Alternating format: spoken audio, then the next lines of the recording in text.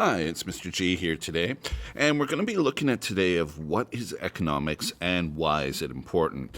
So when we look at economics, what really is economics? So economics has to do with the idea of scarcity and making decisions. Okay. So, what does that mean? Well, scarcity is the idea of where wants exceed supply. So, what does that mean? Well, just think in your own life, what don't you have enough of? And some of the things that you'll come up with are things like, time, money, some could even say grades. But whatever it is that you don't have enough of, that's limited in your life. No one ever says they have too much money. Even billionaires, etc. Everyone always says, there's limits to basically what they can spend. And that's the idea of scarcity, because there's a whole bunch of things you probably want, but the supply, how much you actually have of things, is limited. So the amount of money you have is limited. The amount of time you have is limited. I hear a lot of students all the time, I don't have enough time for this, I don't have enough time for this, because it's limited. You only have a certain amount of time. So because things are limited, you have to make decisions. And the idea is, okay, so you have to make decisions. You got to decide whether you're going to watch Netflix tonight or whether you're going to study for your tests the next day. And so we're always making these decisions. And everyone's going to choose based on, we always talk about it, making decisions on the margin, looking at the benefits versus the cost of everything. And we figure out what we're going to do. And so economics is looking at that idea. And so that's essentially what it is. But if you look at a general economy, okay, let's look beyond what's limited for you. Well, what's limited for an economy? Well, they only have so much labor. There's only so many people that can work out there. There's only so many tools, so much equipment. They can't produce any more than that. And we realize now with the whole COVID-19 too, that, they don't have the equipment, everything else to produce masks. They don't have, the necessary things to produce all these vaccines. They can only produce so much with what they have. And then land, of course, is limited amounts of actual physical land, but also natural resources. How much natural resources we can take out of the ground. There's limits to that. So we have to make choices as a society how we best utilize that. How are we going to use our labor the most efficiently? How are we going to use, the equipment that we have the most efficiently? And, and other things that are limited for people are things like food, healthcare, shelter. Probably not an issue for you, but for other people, some people are homeless. They don't have a shelter. So a lot of the decisions are going to revolve around what can I do for shelter? What can I do for food? And so this is how things change for people.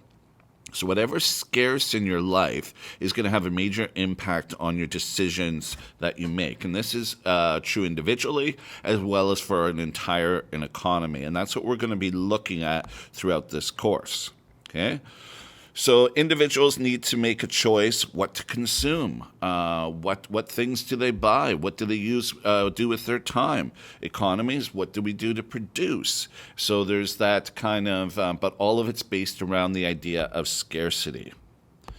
Now, division of and specialization of labor.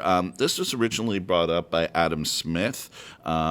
He lived from like 1723 to 1790. He wrote The Wealth of Nations. He was considered the father of modern day economics, because he came up with some of the initial ideas that we, basically use today in economics.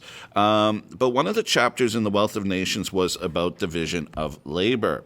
And the whole idea is divide tasks among workers instead of doing it individually. So the idea, of course, is, okay, you have a job to do, at a factory. It's like, well, this one person is going to be their whole job is to maybe put in these certain screws in this certain section on the product. And that's all they do. And because they do it all the time, they should get relatively fast. They might have specialized equipment just for that job. And so they can do it fairly quickly. But if you were to just, if someone's asking you, okay, put those screws in, maybe you wouldn't be doing it as fast because you've never done it before, you're not familiar with it, etc. And so when you look among basically a whole economy, everybody specializing in their certain jobs that they have will essentially let you produce more as an economy. And So specialization needs a few things. First of all, the specialization should be based on skills, talents, interests. What are you good at? So some people are good in certain areas, some people are good in other areas. So choosing jobs that are good for your talents, etc., is important. The other thing is there needs to be trade. Okay, so I'm a teacher, so I am teaching, but there's no point in me teaching if no one's willing to essentially pay me or give me basically things that I need in life for it. So if I would just teach, but I wouldn't be able to get food, I wouldn't be able to get shelter, I wouldn't be able to provide all the things that I need in life as a result of that, then there's no point to it. The other thing that needs to happen is economy of scales, okay? And that's the idea. As production increases, the cost to make each item has to decrease. So in order for specialization to happen, if that doesn't happen where, people are specializing, but the cost isn't going down each item, then there's really no point to it. So these are the main ideas that have to take place for division of labor. Okay, and so that is it for 1.1. Hopefully you learned a few ideas about that, and then we'll continue on with 1.2.